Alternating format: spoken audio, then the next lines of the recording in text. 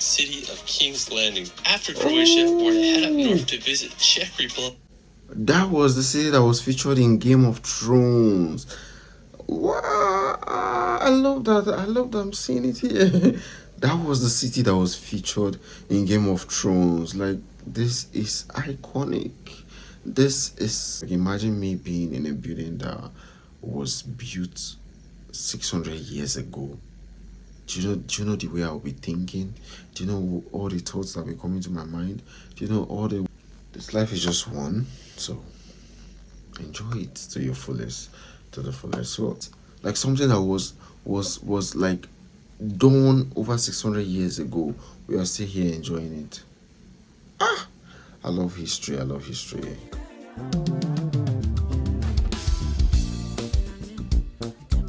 Hey guys, welcome to the channel. Welcome back to another amazing reaction video. So before we dive into this video, do not forget to subscribe, like, share, and give me your own thoughts on what you think about this video. So the title of this video is top 10 cities to visit in Europe. So let's just check this video out. Alright guys, this is a video playing on your screen.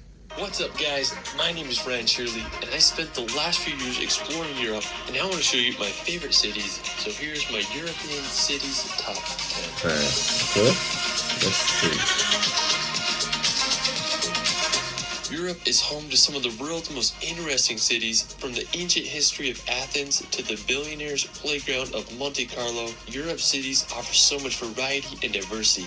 Let's start this video off at the beautiful city of Lucerne. Located in the heart of Switzerland, Lucerne is a picturesque lake city surrounded by the Swiss Alps. It's just a short 40-minute drive from Zurich. One of my favorite parts of Lucerne is all of its medieval buildings and architecture. Lucerne is home to Chapel Bridge, which is the world's oldest surviving truss bridge. It was built over 600 years ago in 1365. 600 it years. almost burnt down in 1993, but it was reconstructed and it's now open to the public. Another impressive place in Lucerne is the Museg Wall and Towers. The fortification. Like, I love hearing news about history. Like, I love seeing history. Like, that bridge was built in 13 something over 600 years ago, and now it was reconstructed, renovated, or how did you even put it? And now, wow, like, those are the kind of history news I love hearing. Like, it touches my heart when I see this thing was here when my great grandparents were not even alive at all. We're not even here at all. Over 600 years ago. Wow. And we are here now, seeing it. Like, something that was like done over 600 years ago. We are still here enjoying it. Ah, I love history. I love history. Let's just dive back. Fortifications began in the 13th century, and it's made up of 9 stone towers that were used as a defense wall during medieval times. Aside from all the history, Lucerne is just a beautiful city to walk around and explore the lake and all the surrounding scenery. And it's hard to beat the beauty of this Swiss city. Alright, after Lucerne, we're going to head over to Portugal to visit the vibrant city of Lisbon. Being one of the oldest cities in the world, Lisbon is Europe's second oldest capital city after Athens. I mean, there's just so much culture and history in this city. You can check out the Sanctuary of Christ the King monument. It reminds me of a mixture of Rio de Janeiro and San Francisco's bridge. The Commerce Square is another beautiful spot to explore. One of the coolest parks in Lisbon is the Parque Eduardo VII. It's full of beautifully designed hedges and just a great place to enjoy the afternoon or evening. The Belém Tower is also an important monument that served as a point of embarkation for Portuguese explorers. Wow. Lisbon is also close to some stunning beaches such as Ursa Beach. I haven't been to Lisbon yet, but it's certainly one of the first new European cities I want to explore. Alright, so after Lisbon, we're going to head over Italy to visit the famous town of Positano. Located on the Amalfi Coast, Positano is a seaside village that's about a 3.5-hour drive from Rome.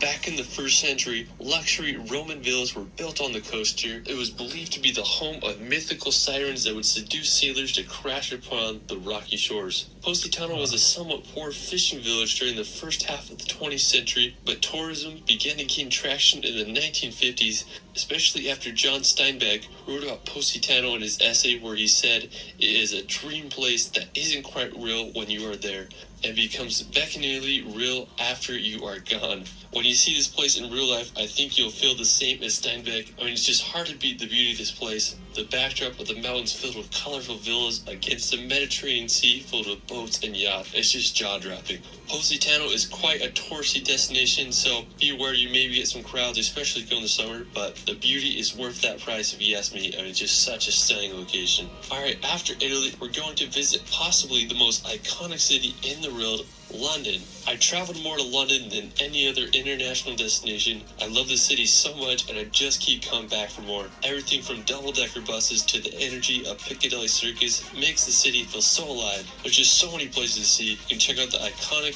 Big Ben and walk across the bridge to see the Palace of Westminster. There's the Tower Bridge, which is possibly the most famous bridge in all London. You can go see the Stoic Guards at Buckingham Palace or take a ride on the London Eye. If you haven't already been to London, I highly recommend visiting when you can. It's hard to beat London's atmosphere. There's no city like it in the world.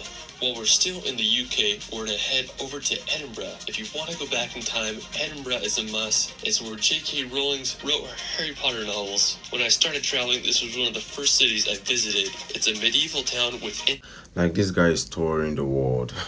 Now he's in UK.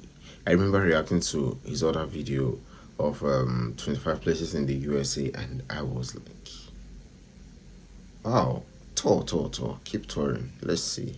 intricate neoclassical buildings, cobblestone streets, and beautiful gardens. The iconic Edinburgh Castle overlooks the city and is home to Scotland's crown jewels. One of my favorite places in Edinburgh is Calton Hill that just offers a beautiful view of the entire city. Another cool spot in Edinburgh is Arthur's Seat. It's located in Holyrood Park and it's a short walk from Edinburgh Centre. Why is it called Arthur's Arthur's Seat is an Seat? extinct volcano with an elevation of 823 feet. When I was there, I wanted to get as high as I could so I could see all of Edinburgh. I made the hike up and reached the top. I just had a good time hiking around Holyrood Park and enjoying the views of one of Europe's most beautiful cities. After Edinburgh, we're going to head down to Croatia to visit the medieval town of Dubrovnik. Now, located in southern Croatia, Dubrovnik is one of the most popular medieval cities in Europe. The history of Dubrovnik dates back to the 7th century when it was founded by refugees. During the 14th century to 1808, Dubrovnik was ruled as a free state. One of the most notable features of Dubrovnik are the walls that surround the old city. They are almost 2 kilometers in length and they are anywhere from 4 to 6 meters thick.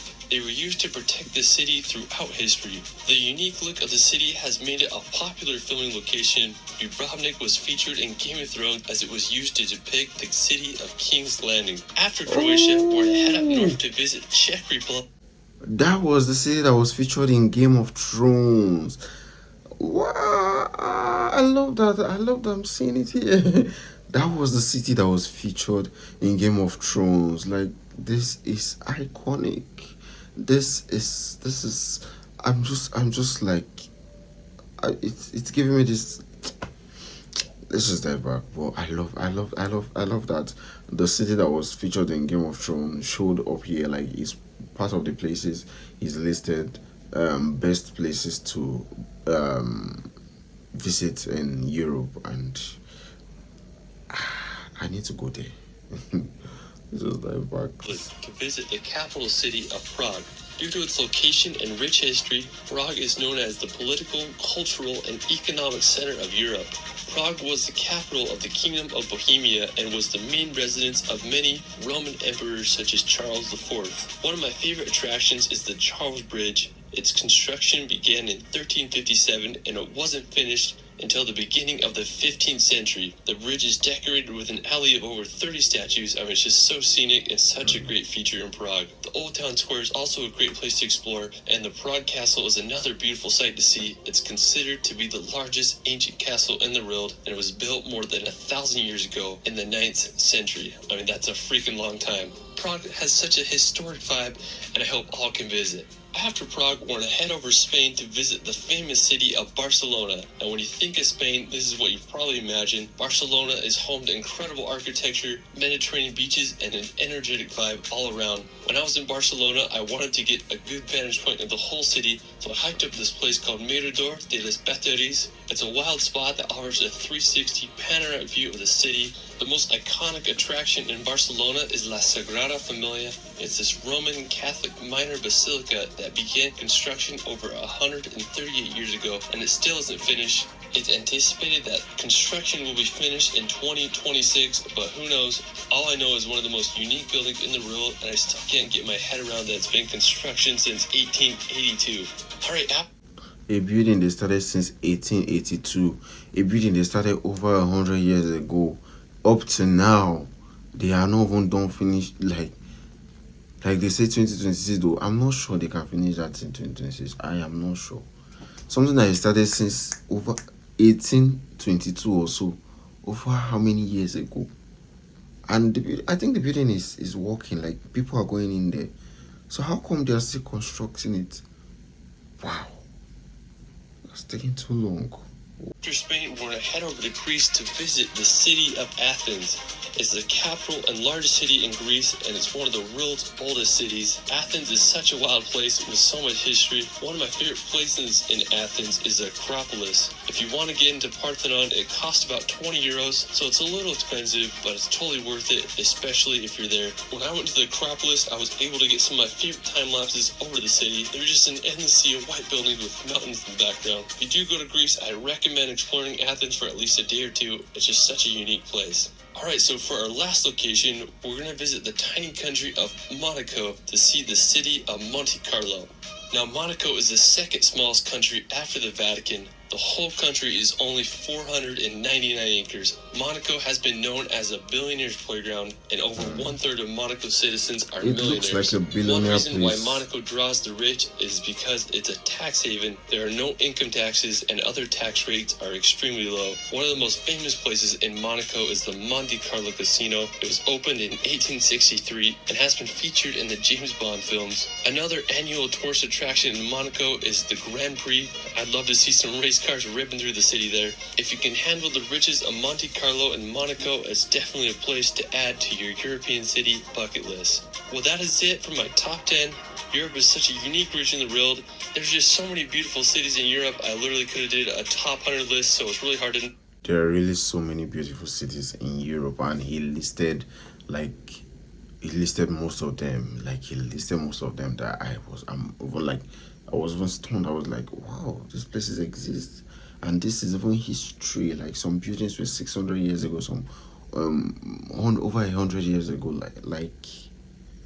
Ah, those places are. I think we need to go to these places because all those buildings that have been in existence for over 600 years ago, over the years, and they're still there. There are some persons that still went there to renovate everything, to reconstruct, rebuild it.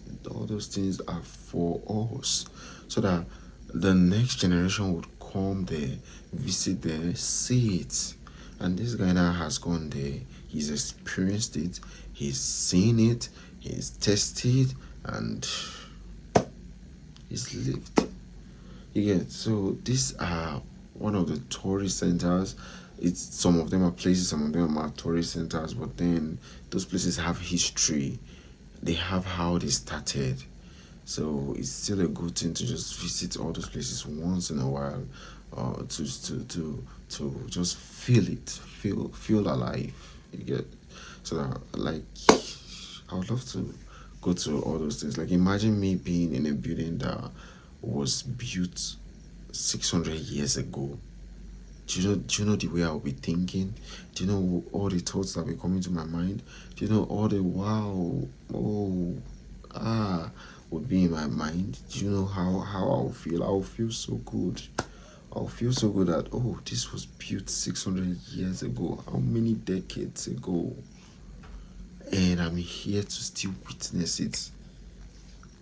Not all the things that were built those years are still in existence now.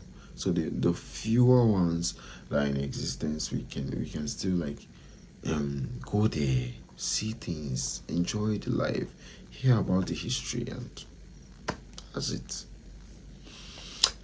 This life is just one, so enjoy it to your fullest, to the fullest. So guys, give me your own thoughts on what you think about this video. Like, share, subscribe, and recommend anyone you want to see me check out. I'll check them out and do just that for you. So bye for now.